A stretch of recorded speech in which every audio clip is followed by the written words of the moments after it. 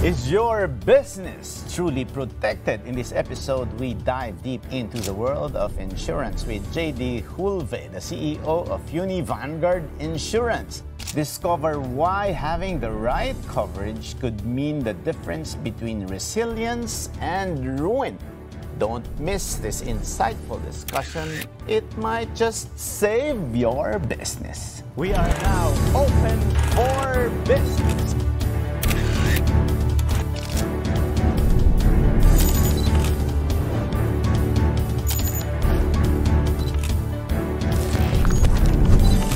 It is a signal to the world. We are open for business.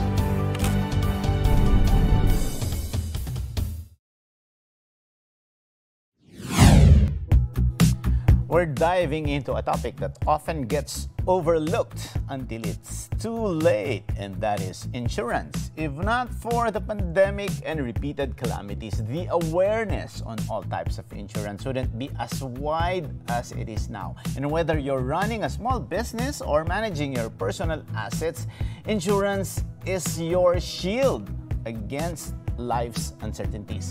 Our guest today is JD Hulve, the visionary CEO of Uni-Vanguard Insurance. From his inspiring entrepreneurial journey to practical tips on choosing the right insurance for both personal use and in running MSMEs, this episode is packed with insights that could help you safeguard your future. Let's get started. Welcome to the show, JD. Kumusta po kayo? Okay lang po. Thank you po for having me here. Before we begin discussing insurance, paano ka ba napunta doon sa line ng business mo? Kasi nagbabasa kami ng background mo. It says here that you have background in IT and sales. And now you transitioned from COO roles in IT and advertising to leading this insurance business. So, ano ba yung naging inspirasyon mo? Bakit ka naman napunta sa insurance industry? Ang nangyari sa akin nun, sir, no? Nag-service crew pa ako nun before into sales. Oh, wow. Sobrang challenging yung service ko, pero it helped me, no, na develop yung personality ko, na mag-improve yung talaga, no, to yung mga adversities, lahat ng talaga mga challenges, ma-overcome ko. Then after that, yun ang into sales na. After nun into sales, siguro starting, I was 19 years old, 2014, way back 2014, up to hanggang before the pandemic. Then during the pandemic, doon na, nag-start na, nauso na yung online classes, alam nyo, nagkaroon ng changes, no? Nag-adapt bigla yung mundo into a new ventures na. Kasi walang income during pandemic eh, wala talaga, even ako. Wala akong income noon dahil yung sales sarado ang buong automotive industry, even the real estate industry, as in sarado. Then, yun nga, na-endorse sa akin yung marketing.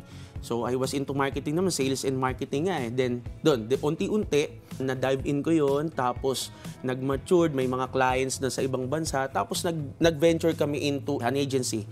No, doon, yung IT agency, meron kaming marketing, mga Facebook ads, Google ads, which is, by the way, those are the transition na ng mga old businesses, no, old ways into a new ways na. No? Because we are using more of social medias na during those times. Kaya nga kung mapapansin nyo, biglang naging wide din yung e-commerce business eh. So yun din po yung naging start ng IT business namin na yun. So I'm the COO noon ng CloudSpring, tapos ng Orowas Advertising, and then nag-dive into sales naman ng insurance. Pero it's a connecting the dot. Way back noon, dahil I was into sales nga ng sasakyan, bumalik, dumiretso, connect po doon sa advertising plus the insurance dahil may nag-endorso sa akin ng insurance. Kumbaga, tingnan ko yung negosyo, kamusta, tingnan ko baka merong ma-improve ko doon sa business na yon. Then, nag-dive in ako doon. So, it's a connecting the dot talaga. Kasi from sales ng sasakyan, tapos IT, and then into the insurance business na. Your story is really inspiring kasi parang sabi ba nga, bago ka nag-sales, nag-service crew ka pa. Your journey is really inspiring because parang you're also mentioning that, that started during the pandemic, and it's true that the world was at a standstill during that time. Pero ano naman ang pinaka-common sa lahat ng mga bagay na ito? Kasi I'm sure with your journey sa bawat industriya na napuntahan mo, nagbi-build up yun papunta sa where you are now. As you mentioned nga, parang it's really connecting the dots. So parang whatever you have done in the past really contributes to what you are doing now. How did your sales background influence your leadership style in growing the Vanguard Insurance? I was in a good company, no?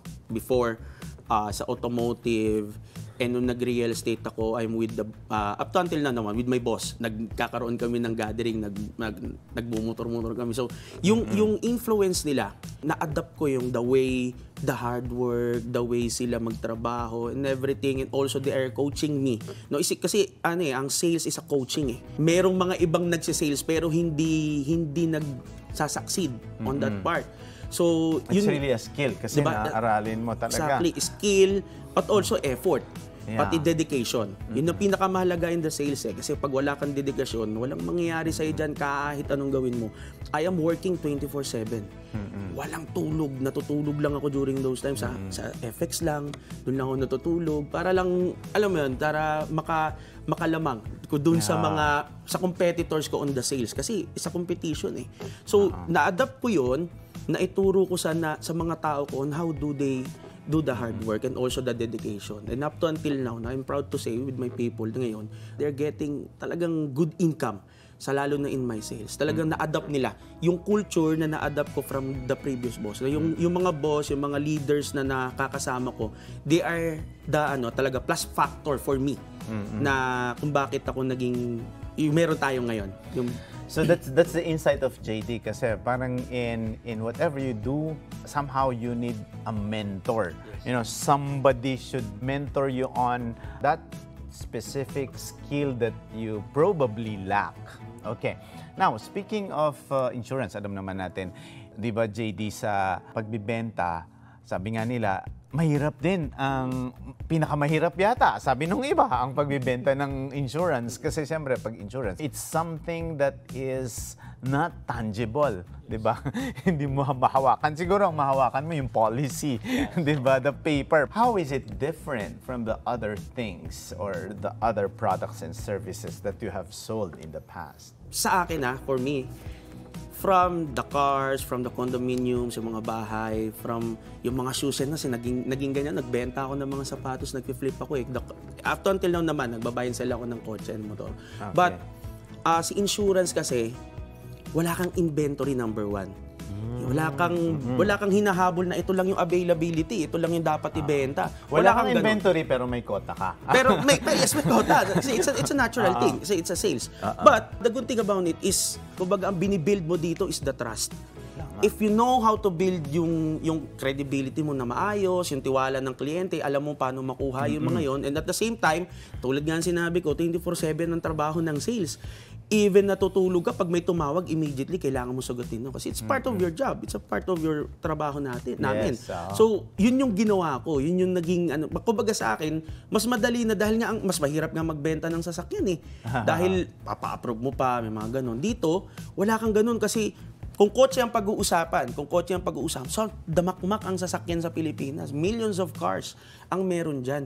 May makausap ka lang ng isa pag nakita niya na pagkakatiwala nga sa the way you talk, the way you give them the information, the way you solve the problem na na-encounter nila, yun, makakabentahan mo yun. Ganun kadali ang insurance rather than the other products. Actually, even sa life, nakikita ko siya, hindi lang educated yung Pilipino for now with those insurance, life and non-life. Yun yung medyo challenging. Ganun siya. Okay. Now, JD, kasi nabanggit mo na rin naman ang trust. So, how do you ensure that your company prioritizes customer satisfaction and claim reliability? Kasi siyempre, kung nagtatrust sa'yo ang kliyente. So, sabi mo nga, kahit 10 oras siya ng gabi, tatawagan mo. Siyempre, kaya ka naman tatawagan sa ganung oras na yon dahil may pagtitiwala siya na ikaw lang ang makakasolve ng problema niya. At ikaw lang makakasagot. So, how do you ensure that you make your clients happy and that you are reliable enough to solve their concerns? Medyo old ways pa ang insurance sa Pilipinas the way, especially in the non-life. So we created a process wherein na mas mabilis kaming makokontak ng mga customers. Especially right now, we are using the platforms na mga social media, especially Facebook, we are using them para maka-create kami ng mas mabilis na communication tool. Na kapag kinailangan kami, even sa this oras ng gabi, we have a customer service na nagmo-monitor nun in 24/7. We have a personnel na nakamonitor doon. E pagpasok namin ng umaga, meron din mga nag-a-assist. So, nag-create ako ng something na hindi ginagawa ng ibang insurance agency. Pwede mo bang sabihin yung hindi pa nagagawa na yan? Okay lang, hindi naman tayo. Yeah, actually hindi naman. Hindi naman kasi trade secret yan. Hindi siya trade secret. Kasi we have friends all over the industry. No? I'm also telling them na ganitong mangyari. No? I'm encouraging them para at least pare-pareha sa mga kami. Kasi pag ginawa ko tong competition, problema to aabutin na dulo. Lahat kami mamumroblema sa industriya.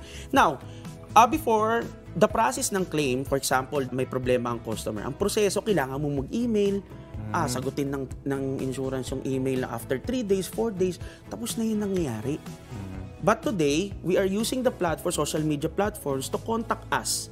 Diba? Yun yung good thing na nangyari nung pandemic. Naging wide yung natin in the social media. So mas online siya, responsive, real time. Real time. Tumawag lang using the group chats on Facebook. Lahat naman kami doon magigising dahil nandun yung mga tao ko, even ako nandun. Thousands of customers na ang meron si Vanguard. But still, andun ako per customer just to monitor lang din anong nangyayari in every customer. Kasi I have the supervisor naman na medyo nag-improve naman na si Vanguard. No? May mga ganun na, may levels na. But kapag talagang napaka-importanting concern na, yung mga medyo critical concern, ako dapat ang nag-aasikaso nun. Kasi of course, no, in the knowledge pa rin and also with the communication with the insurance provider, ako dapat din yung nakikipag-connect doon. So, hands-on ka talaga, yes, JD. so hands-on tayo. So, my question now, JD, is napakalaki ng industriya ninyo at napakalaki din at napakahirap ng kompetisyon. So, sabi mo nga, may times in the past na medyo mahina ang negosyo. Pero ngayon, off-cam, sinasabi mo, medyo gumagaan. Ano yung ginagawa ng Vanguard para somehow you stay competitive as well? Yun ba ay may pinili ka bang, yung iba kasi na mga CEOs din na katulad mo or yung mga startups na nag-share dito sa Open for Business ay talagang nagpo-focus sila sa specific target market. Para sige, sa kanila na yung mga malalaki, sa amin itong segment na to. So ikaw, ano ang ginagawa mo? What are your strategies to maintain and be competitive in the industry? Meron si Vanguard is the categorization. No? We have the categorization of the target market. Meron of course itong mga specific na sakyan, PC or CV, what we call the commercial vehicles. We have personnel who is assigned for that mga categorization na magpo-focus doon more of that sa mga field na yon. So, what we do is also using the social media platforms. Yun yung talagang majority doon namin inaano. And applying the old ways. Now, we do this still, the saturation, the connections, yung mga ganyan. Pero the numbers talaga namin is more on the social media platform. Nandun lahat.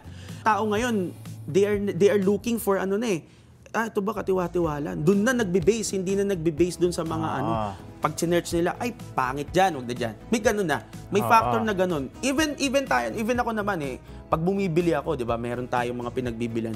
We are looking for the reviews first before ka bumili. So yun yung nakita ko na connecting the dot, like sabi ko kanina, during the pandemic, yun yung nakita ko na connecting the dot, na ginawa ko at in-apply ko for Vanguard. That's why in the 3 years namin sa si Vanguard lang ang gumagawa ng mga, kung makikita niyo yung social media po namin, kami lang yung merong ganun ngayon. At si Vanguard lang din yung naka-jump in on the social media part talaga. In little bit of advance lang naman, hindi ganun. Wow, that's great to hear. Now, Vanguard offers various insurance products like car, motor, marine, inland, fire, property, health, life, and more. Pero ang strength ninyo is car insurance. But out of these products, ano ang pinakamabenta at bakit sa tingin mo ito ang mas pinipili? Yung car insurance kasi, if we will look at the data of the LTO, millions of cars ang registered sa kanila. Pero out of that, wala pang 10%, wala pang 5% actually ang naka-insurance. That's how big the market is. nasaan yung remaining na 95%? Sorry, JD, ilan yung percentage? Ilan yung figure? 5%. 95% lang ang insured. And how many cars are we talking Millions, about? parang around 14, 15 millions during the time na sinisearch ko So, yun. 14, 15, tapos out of that, mga 5% lang ang meron. Insured. So, parang ang laki ng market mo. Yes, ang diba? laki ng market. Kaya nga ang question ko noon, bakit nasaan yung remaining na let's say 13 million, bakit wala? We are trying to find kung nasaan yung mga yon. Kasi aside from the car insurance, malaki din naman yung network namin for the fire insurance. We have the property insurance na binibenta rin. Pero mas malaki nga lang yung talagang numbers ng sa car insurance kasi ang Pilipino merong emotional attachment on the car. So I don't know why. No, pero kung mapapansin nyo, meron talaga tayo. Even ako, may emotional attachment ako on my car. So emotional that sometimes they put a name. Di Yes, ba? exactly. Kaya kaya parang mas may value sa kanila yun eh. Pero so kami, kaya ang tawag sa amin, advisor. As the advisor, we want to teach them or educate them kung paano nila masisecure itong sasakyan yung pinapangalanan nila or inaalagaan natin. So related, JD, sa sagot mo na yan. So syempre sabi mo, okay, out of these millions of cars available in the market today, there's about only 5% which are insured.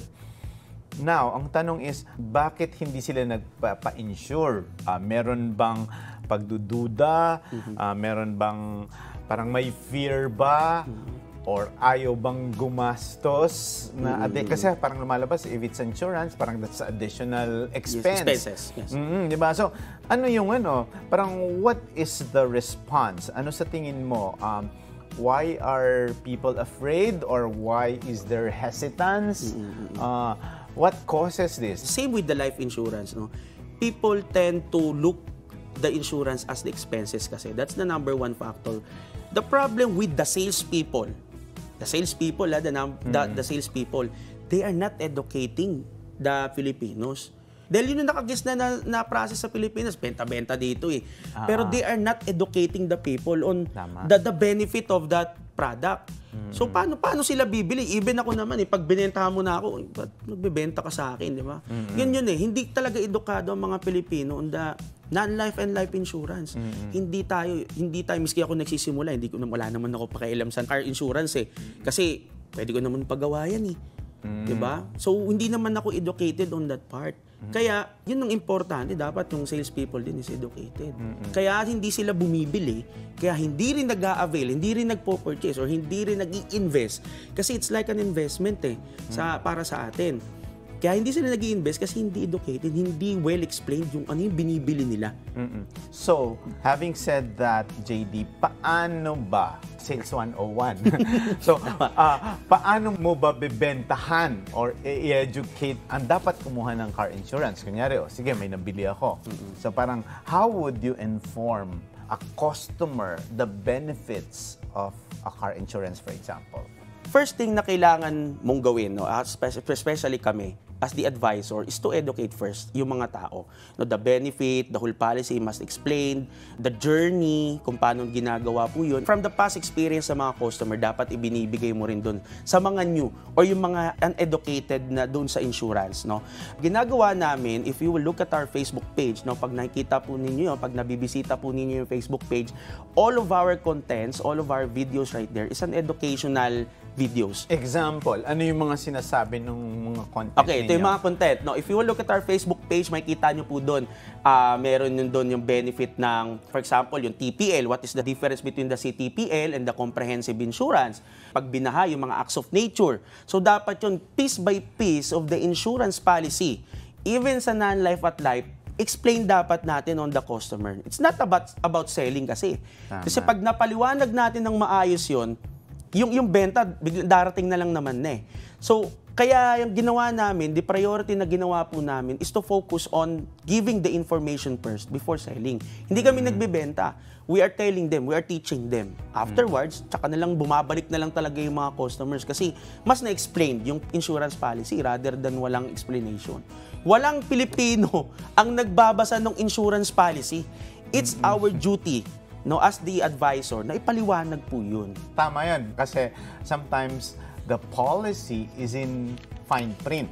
Kumbaga parang sa kontrata, andun sa harap, andun yung halaga, andun yung babayaran, pero nasa likod, andun yung maliliit, yung fine print na terms and conditions. And I think that is what people are not reading. But as you are saying, JD, it is the responsibility of advisors or consultants like you would have to explain it to the buyer or the consumer. Many MSMEs and the public in general overlook the importance of insurance until they experience a loss. So halimbawa, saka na lang nila malalaman na importante kapag halimbawa ay nabangga na, nabaha na, 'di ba? Parang mga ganon. So, parang sinasabi mo na malaki yung tulong ng pagbibigay ng edukasyon. Dito ba sa Pilipinas, bakit may kakulangan pa sa kaalaman ang mga tao tungkol dito? Di ba, in the advent of social media ngayon,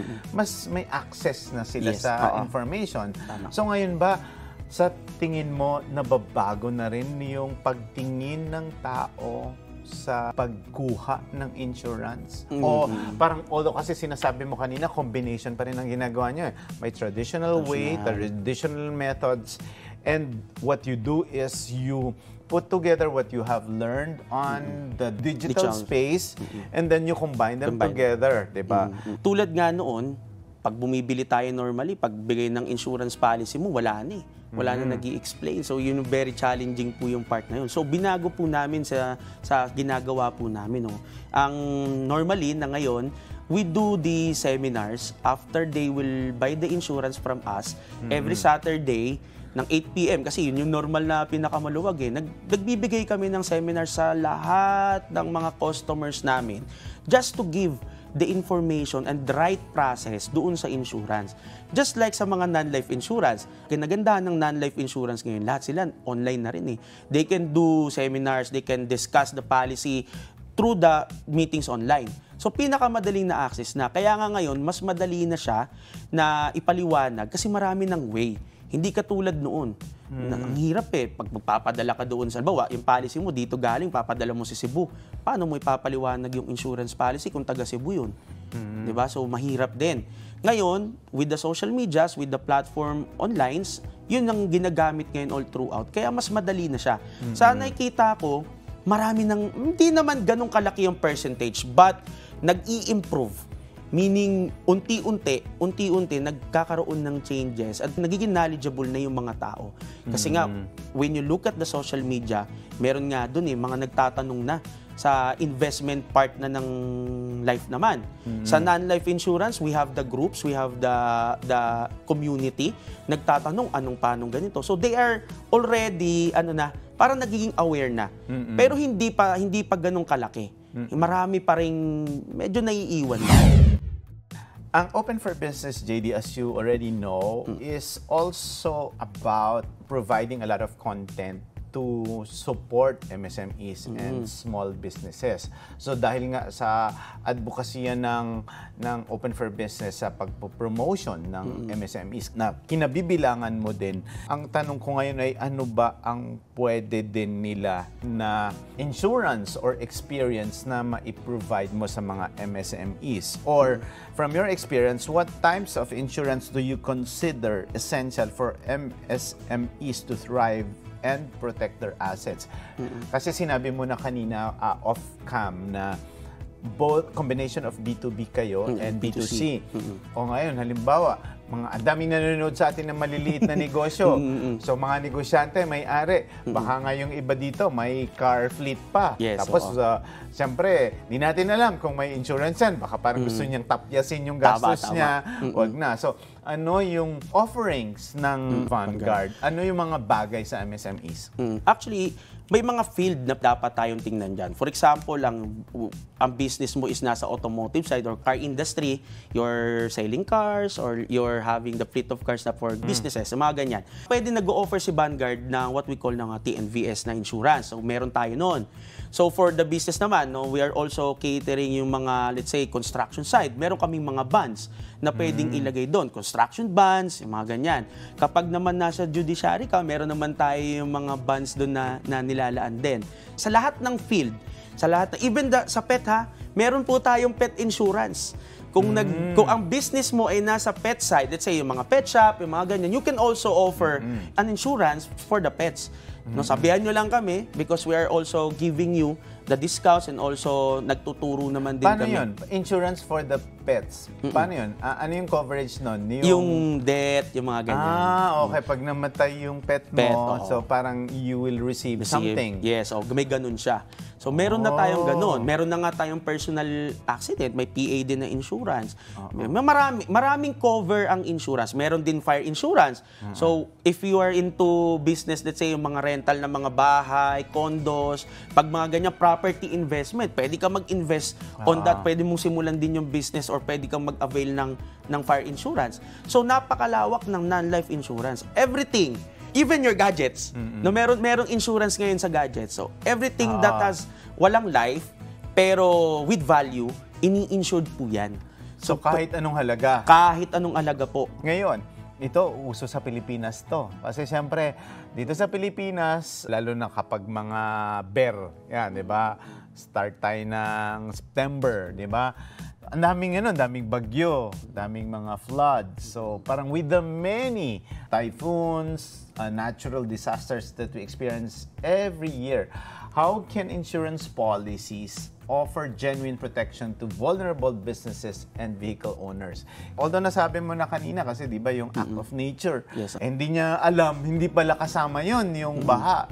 So parang paano naman ito? Paano niyo na-educate yung mga kababayan natin na pagtuunan din nila yung pansin yung mga natural disasters? Actually, yun nga, hindi naman natin ini-expect yung mga acts of nature yan. Bigla nilang dumadating yung mga baha, biglang meron pa kaming claims na bagsakan ng puno, na halos total loss yung sasakyan. Bagsakan lang siya. Ganun lang siya. So, ang ginagawa natin, hindi namin tinatanggal yun. Kasi meron sa Pilipinas, pwedeng tanggalin yung acts of nature for the purpose of makatipid. That's the note, makatipid. Yes, mas yes, maliis, yes. mas kasi may additional ano yun eh. Additional cost. Sabi I ko, heard of that. Sabi ko, bakit nyo tinatanggal yung acts of nature? Dahil mataas yung lugar nyo? Dahil ganito to? Eh, di mo ini-expect kung mapunta ka dyan sa isang lugar, let's say, tas dun bumaha.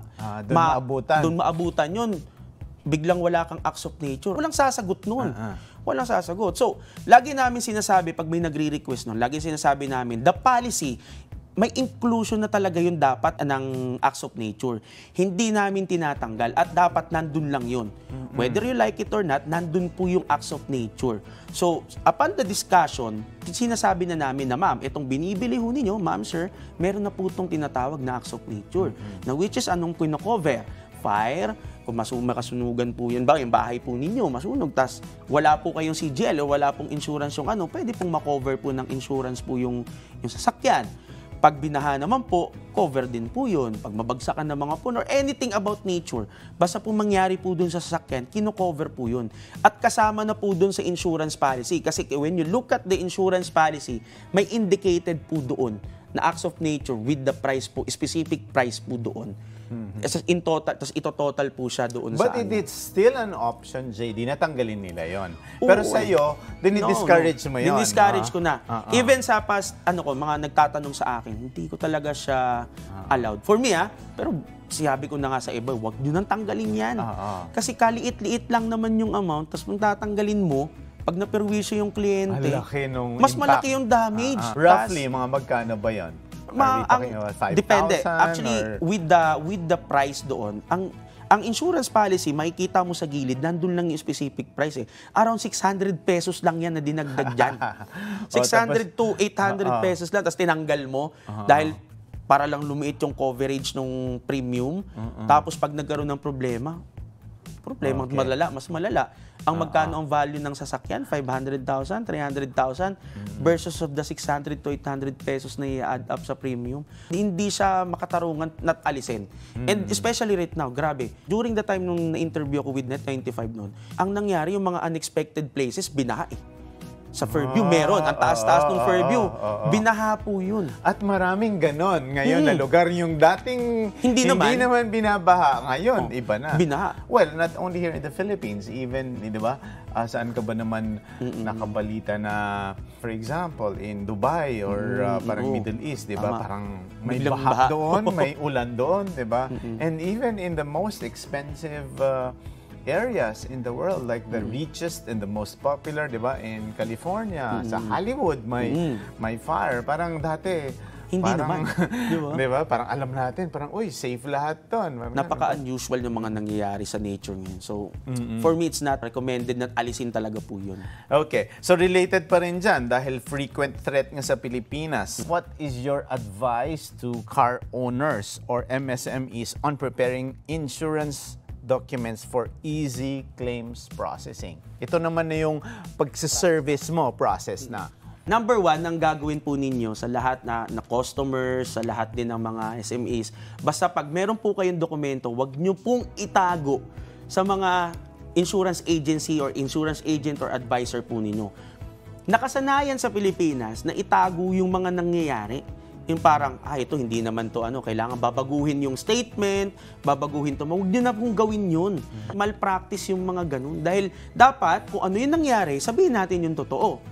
Para hindi kayo nagkakaproblema in the end of the day. Kaya kung mapapansin nyo, maraming reklamo sa non-life insurance Ang bagal ng claim, ang bagal ng ganito because hindi tayo sumusunod on the right process na dapat na yun yung dapat na ginagawa natin. For example, may nakabangga po sa inyo, tapos ang ginawa ninyo, nagsettle na yun sa inyo. Hindi nyo sinabi sa amin. Bawal po sa insurance policy po yun na magsisettle kayo ng amount kapag may nakabangga po sa inyo. Dapat, sabihin nyo yung totoo. Para, yun lang naman maging tapat lang tayo sa mga insurance provider at sa mga agency, sa mga agents ninyo, para along the way, matulungan kayo. Kasi pag itatago natin yung totoong nangyari dahil yun yung nakakagisnan, magkakaproblema in the end of the day. Napakadali lang po ng claim. Po-provide nyo lang po yung police report pag may nakabangga, affidavit, estimate. Marami po tayong shops and casas that are already nandyan sa paligid po ninyo. Marami, tas notarized affidavit and police, nandyan naman na. Yun lang naman Then ID, ORCR, di ba? Yung mga ganon. So, maging lang tayo, maging totoo lang. Tapos, second thing, nagkakaproblema lang naman po yan kapag po hindi tayo yung halimbawa, yung rehistro ng sasakyan ninyo. Obligasyon po natin yun ng mga car owners. Dapat po maging tayo doon. Careful po tayo with that. No? The documentation, yung lisensya mo, yung ORCR, dapat alam po natin, updated po yun. Kasi requirements po yun, mandated po. Tatandaan po natin na ang insurance is still ang pinagkukuhanan po ng general ruling po niyan yung batas ng Pilipinas sa daan. Yun din po yun. So sundin natin ng lahat ng yun para in the end of the day, hindi tayo magka-problema. Ganun lang kasimple yung pag-claim ng insurance. Sabihin lang totoo, documentations, ayusin, dapat totoo lang din yun, tapos i-file. Simple as that. Wala na yung kung ano-ano pang sikretong itatago nyo sa amin. Kasi kung ano po yun nakikita nyo with the social medias, nangyayari po yung kasi may maling process na naganap. Yun lang po yun. Wow! Napakaraming tips. Napakaganda ng episode ngayon dahil kumbaga dami nating natutunan. Sometimes, these are the things that we know but have to be reminded again and again so that we can continue and make the process of claiming easier for everyone. Speaking of social media naman, nabanggit ninyo, marami kayong videos kanina. Can you share, JD, a real-life story where Vanguard Insurance helped a client recover from a major setback? Kasi siyempre, di ba, may mga testimonials din kayo. Ano yung pwede mong real story na paano nakatulong yung Vanguard sa isang kliyente? Sobrang dami naming videos online. Sobrang dami rin naming customers na makakapagpatunay paano namin sila sinerve, no? Ang pinaka-crucial kami talaga na nangyari, no? Tumagal yun ng mga 2 months yung niya. Ang nangyari, nagkasakit kasi din yung customer. May mga ganon. May mga issues yung customer kasi mali yung filing. Yung nakabangga sa kanya, hindi na nahahabol. May mga ganong issue. So, ang ginagawa namin, hina-hands-on namin, yung mga tao ko mismo, si Vanguard mismo yung pumupunta sa pulis. Ito lang, lately, meron kaming kliyente na tumaob sa Okada. So, tumaob, I have the legal team dun sa company, na which is yun yung tumulong sa customer namin to claim kung sino talaga yung may fault on that part. So for that, meron tayong legal, may mga advisors tayo that will help the customer para talagang yung tamang proseso ay mangyari. Pero pag napatunayan naman na yung kliyente naman ni Vanguard ay may mali, that's the time the insurance, yung insurance nila, the policy, yun naman yung mag-a-appear naman doon. Tayo magbabayad, yung insurance policy yung magbabayad, yung insurance provider. Pero tulad doon, yung nandun sa nangyari sa amin noon, sa yung isang client namin, napatunayan na fault nung may truck tumama doon yung kliyente, tumaob. Napatunayan, nakita sa CCTV with the help of my lawyers and my advisors, tinulungan yung kliyente. Ngayon, inaayos na lang. So we have teams. We have teams na pwedeng makatulong sa inyo, legal team, lawyer, attorneys, meron tayo niyan. Yung claim department po namin, mismo pumupunta, minsan sila na rin po nag-check, sila nag-investigate with the help din ng mga insurance provider. Kasi ganyan, baka ma-misinterpret ha. Si Vanguard is an agency, duly licensed agency ng mga insurance provider and also ng insurance commission. So our job is to protect the interest ng mga customers namin. And our job also is to protect the interest of the investors, which is yung mga insurance provider. Pag mali ang kliyente, poprotektahan namin to. Kasi kailangan hindi sila makapasok ng mga fraudulent activities, mga ganyan. So yun yung trabaho namin, just to give you an insight. Now, to extend the help with the insurance provider, ginagawa namin pag may problema, kami na mismo rin yung pumupunta doon. Nag-check, ano nangyari, to help kung mayroong medical assistance dapat kaming ma-provide, towing assistance, mga ganyan. Pero that's a value-added service na. Value-added na rin siya. Kumbaga, hindi siya covered ng insurance policy kasi wala naman sa insurance policy yung legal. So, ang ginagawa, kami nang nagtumutulong. May mga customer din naman na, even may sasakyan, medyo mataas ang fees ng with the legal. Kung kailangan silang patunayan. So, yung legal team ni Vanguard, yun yung tumutulong with our customers. Ganun siya. Meron naman, halimbawa, si Vanguard, nag-create kami ng panibagong line of business with the connected doon. Which is yung rent business namin. We have cars, we have fleet of cars na pwedeng mahiram ng mga kliyente ni Vanguard, ng mga kliyente, pag nabangga yung sasakyan, di ba, pinapasok natin with the kasa, wala silang sasakyan, walang mobility. Sa halip na mag-commute, meron po silang sasakyan na pwedeng hiramin kami from us. Hopefully, at a lesser more amount. Affordable cost. Let's say, the standard amount right now ng rental is around 2,500. Sa amin, 500 pesos per day lang. With the vision na tinitingnan ko, kasi nga, walang gumagawa nun Walang agencies, walang companies na gumagawa. So, ginawa ko para matulungan yung mga customers. Ito, bigyan natin ng legal. O, bigyan natin ng kotse kapag kailangan. Wala silang magamit. Para hindi sila mahirapan. Still, komportable pa rin sila dun sa kinikilos nila everyday kahit wala yung sasakyan. And at least that is serving a need talaga. Okay. Bilang may background sa IT, ikaw na nga nagsabi, parang it's a hybrid. You combine both the traditional means and also the latest in technology. Insurance industry is slowly embracing technology. How is Vanguard Insurance leveraging digital tools to streamline claims processing and customer service? Although, nasagot mo na kanina dahil you have the social media, you have online platforms, but sabi mo nga, it could only be you who initiated this. But paano mo paggagamitin ang technology para mas mapaganda yung inyong produkto? Meron kaming ginagawa ngayon na application, a mobile app wherein nandun lahat ng updates, nandun lahat ng conversation, nandun lahat ng mga pwedeng makuha. Even the educational side ng insurance na pwede nilang mabasa, parang news feed. Nandun, we are creating na yung mobile app na yon para sa lahat ng customers ni Vanguard na pwedeng mag-download doon. It's like a social media. Log-in lang sila, yung update ng Vanguard, nandun na, lahat ng mga news, lahat ng mga lessons na pwede nilang mabasa doon. So we are also adapting na into that process na. Kasi, let's say, yung mga social media, hindi naman amin yun Pag nag-down yung mga social media, paano na? Di wala na yung mga customers. So, ang insurance ngayon, kahit nga yung mga iba yung especially sa life naman, ang bilis na lang din magbayad, ang bilis na lang makukuha ng e-policy, may tinatawag na electronic policy. So, madali na siya talaga ngayon. Kailangan lang talagang i-educate din yung mga Pilipino. So, we are trying to create ngayon na mas makakatulong pa for the Filipinos, mas mapadali, and mas ma-educate sila. Kasi, let's say, 10 lang kaming nag-educate ng regarding sa insurance, hindi kaya. Pero with that app, I'm hoping na ma-launch yun all throughout the Philippines, mas mapapadali yung education kasi isang app can teach another one. Tingnan mo, basahin mo to, oh. 'Di ba? Ganun na ngayon, sharing na eh. We can adapt on that na. We are creating it na, so we are hoping matapos siya by the end of this year.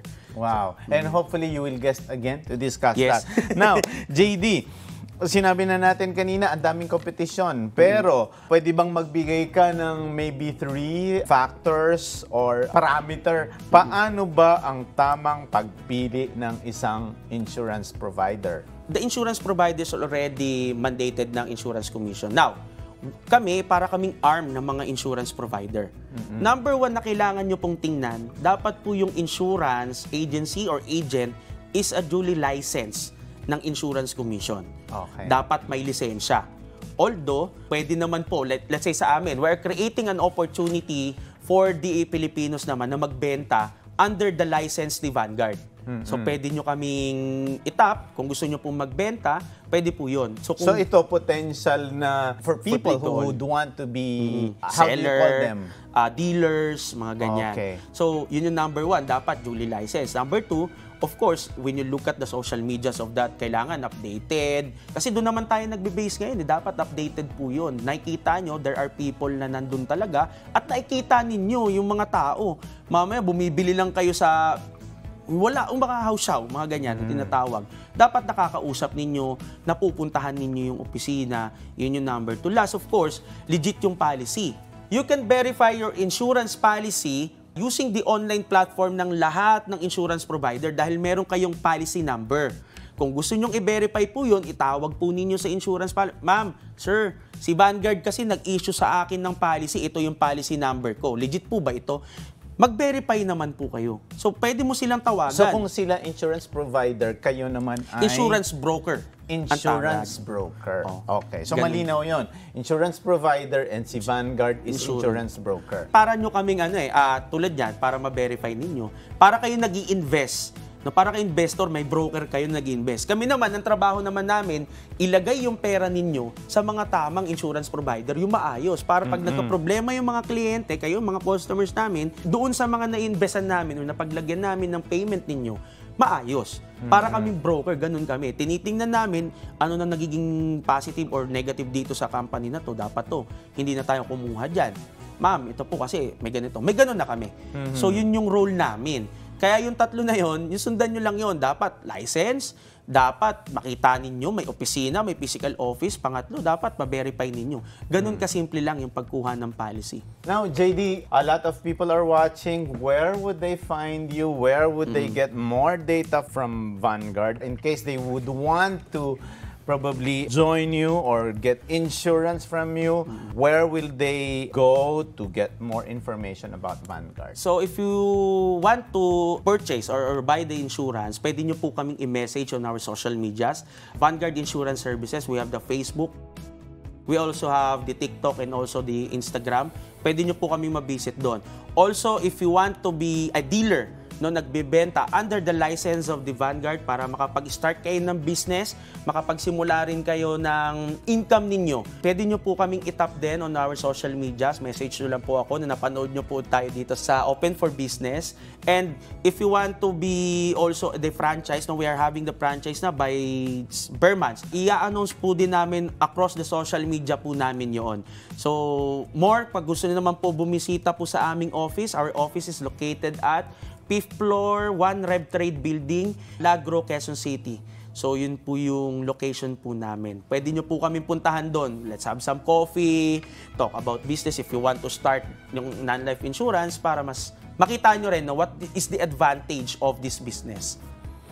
Okay, thank you so much, JD. That's JD Hulve of the Vanguard Insurance. Maraming salamat sa iyo. At hopefully we can get more insights, more information from you in the coming days, and I hope your app and your other projects will pursue so that you can visit us again to explore and to offer more information and education to our viewers.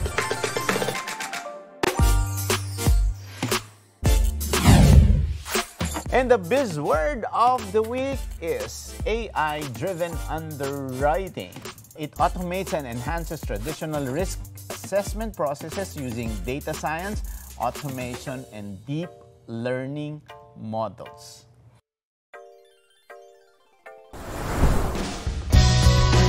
Insurance is not just a legal requirement, but a strategic tool for resilience and growth.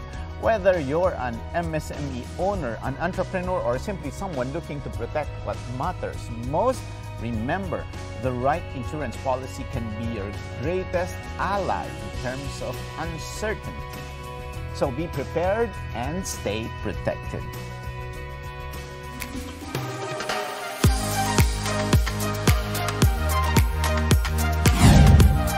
And with that, our quote of the week is this: driving race cars is risky. Not having life insurance is riskier. It means leaving your loved ones to suffer financially if something happened to you. That's according to former race driver Danica Patrick. Maraming salamat sa isang oras na pagsama sa amin para sa isang makabuluhang usapan ukol sa negosyo dito lang sa Open for Business. Hanggang sa susunod na linggo, samahan nyo kaming muli dito sa Open for Business. Kami ay nasa Facebook at YouTube. Mag-like lang kayo sa aming social media page at Net25TV. And we will continue to bring you more insights from thought leaders, expert CEOs, and our MSMEs. Together, let us help encourage business development in the Philippines. Sharpen your business acumen, feel the pulse, and set the trend for as long as you are informed and open for business. Ito po si Cesar Vallejos. Marami pong salamat.